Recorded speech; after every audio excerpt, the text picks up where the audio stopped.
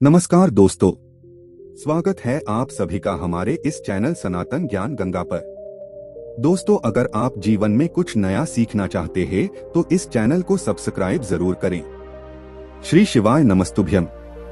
हर हर महादेव।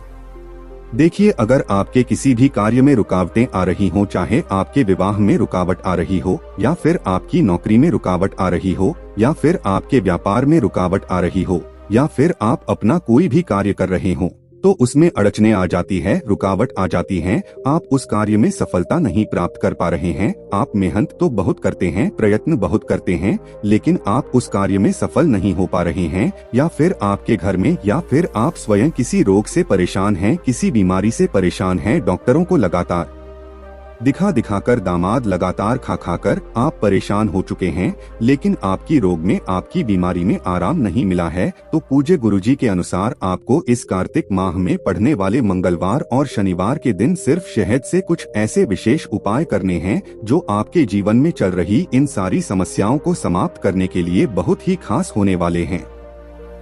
तो चलिए जानते हैं और विशेष उपायों के बारे में।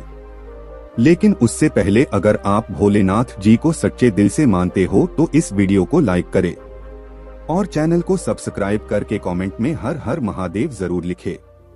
पूज्य गुरुजी की ये उपाय बहुत ही खास होने वाले हैं, क्योंकि इसको नवरात्रि के मंगलवार के दिन या फिर शनिवार के दिन करना है। अगर आप अपने जीवन में बहुत ज्यादा परेशान हैं, बहुत ज्यादा समस्याओं ने घेर रखा है, तो आपको ये उपाय जरूर करना चाहिए।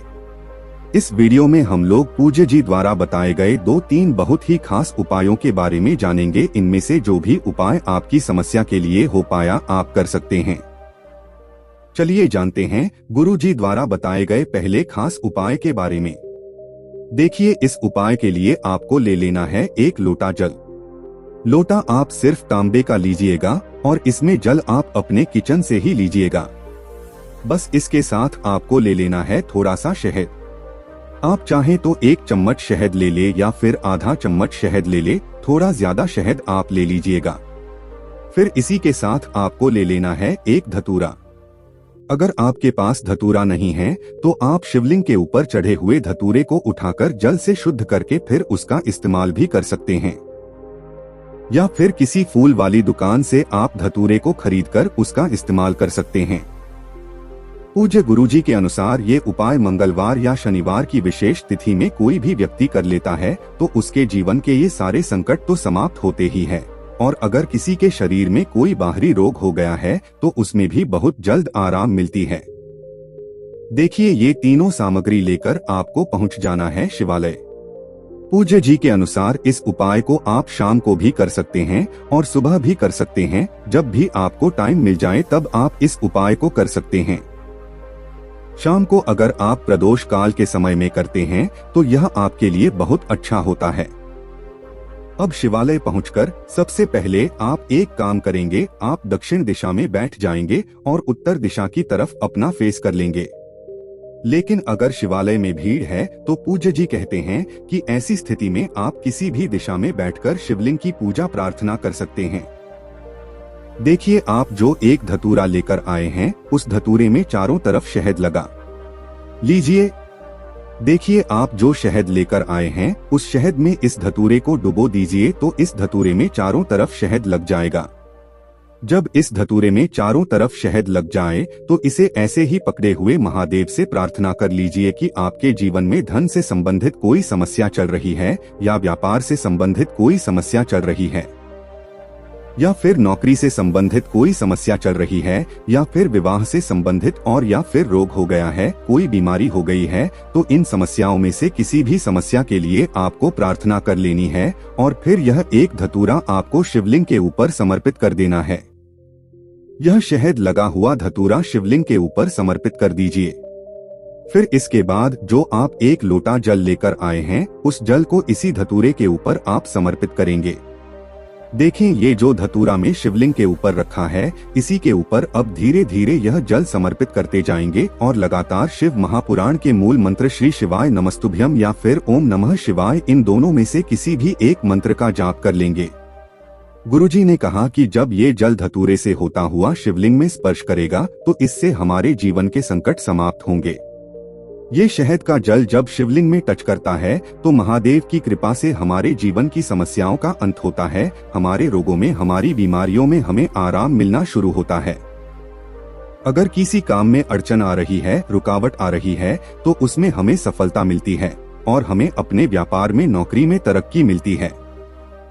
पूज्य गुरुजी ने कहा कि इस मंगलवार और शनिवार में किसी भी दिन आप इस उपाय को कर लीजिएगा और महादेव से प्रार्थना कर लीजिएगा। हम आपको यकीन दिलाते हैं कि आपकी वो सारी समस्याएं महादेव की कृपा से बहुत ही जल्द समाप्त हो जाएंगी। तो दोस्तों, ये उपाय आपको जरूर करना चाहिए। अब इसके बाद बात करते हैं पूज्य गुरुजी द्वारा बताए गए दूसरे खास उपाय के बारे में। देखें, ये उपाय भी आपके लिए बहुत ही खास होने वाला है, क्योंकि ये उपाय आपको रात के समय में करना है। इस उपाय के लिए आपको एक दीपक ले लेना है। दीपक आप मिट्टी का भी ले सकते हैं या फिर आप अपने घर पर शुद्ध आटा मारकर उसका भी दीपक तैयार कर सकते हैं। इस दीपक को आप चौमुखी दीपक बनाएंगे। अगर चौमुखी दीपक आप मिट्टी का लेना चाहे तो उसका ले सकते हैं या फिर घर पर बना सकते हैं। इस दीपक में आपको 2 लंबी मौली के धागे की बत्ती का प्रयोग करना है। मौली का धागा यानी कलावा। कलावा जो हम लोग अपने हाथ में बांधते हैं, उसी को आप काट लीजिएगा और 2 बत्ती बना दीजिएगा। जैसे कि एक बत्ती 2 कोनों में लग जाए और फिर दूसरी बत्ती बाकी बचे हुए 2 कोनों में लग जाए। आपको 4 बत्ती का प्रयोग नहीं करना है, आप सिर्फ 2 बत्ती लेंगे और थोड़ा लंबी काटेंगे, जिससे एक कोने से दूसरे कोने तक एक बत्ती लग जाए, यानी एक मौली का धागा लग जाए, और तीसरे कोने से चौथे कोने तक दूसरी बत्ती लग जाए, यानी दूसरी मौली धागा लग जाए। फिर इसी के साथ ही दीपक में आप चाहें तो गाय के घी का इस्तेमाल कर सकते हैं या फिर तिल के तेल का इस्तेमाल कर सकते हैं या फिर सरसों के तेल का इस्तेमाल कर सकते हैं। इन तीनों में आपके पास जो भी हो उसका आप इस्तेमाल कर सकते हैं।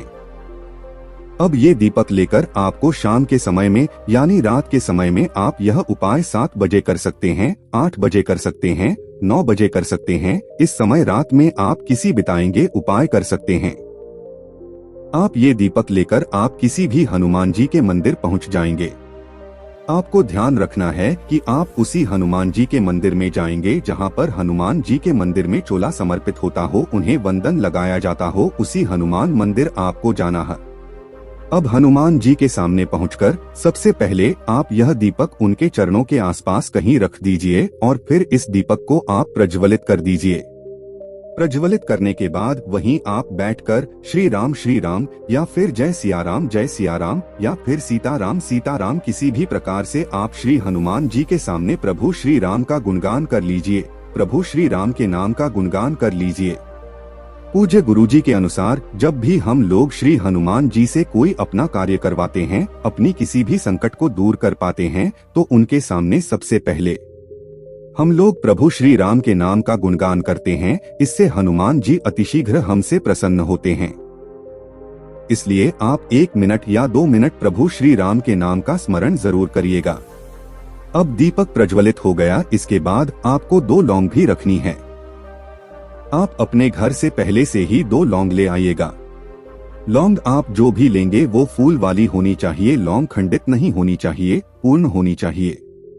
अब ये 2 लौंग आपको इस प्रज्वलित किए हुए दीपक में डाल देना है। लौंग डालने के बाद वहीं हनुमान जी के सामने बैठकर 3 बार श्री हनुमान चालीसा का पाठ कर लेना है। 3 बार हनुमान चालीसा का पाठ करने के बाद फिर वहीं हनुमान जी से आप अपने जीवन में चल रहे संकटों को दूर करने के लिए प्रार्थना कर लीजिए। अगर आपके विवाह में कोई समस्या आ रही है, व्यापार में किसी प्रकार की समस्या आ रही है, नौकरी नहीं लग पा रही है, जीवन में तमाम प्रकार के संकट चल रहे हैं, समस्याएं चल रही है, कई सारे संकटों को दूर करने के लिए हनुमान जी से प्रार्थना कर लीजिए और फिर वापस अपने घर आ जाइए। पूज्य गुरुजी ने कहा कि अगर हम इस विशेष उपाय को मंगलवार या शनिवार के दिन करते हैं तो हम आपको यकीन दिलाते हैं कि आपके जीवन के सारे संकट श्री हनुमान जी की कृपा से अवश्य ही समाप्त हो जाते हैं।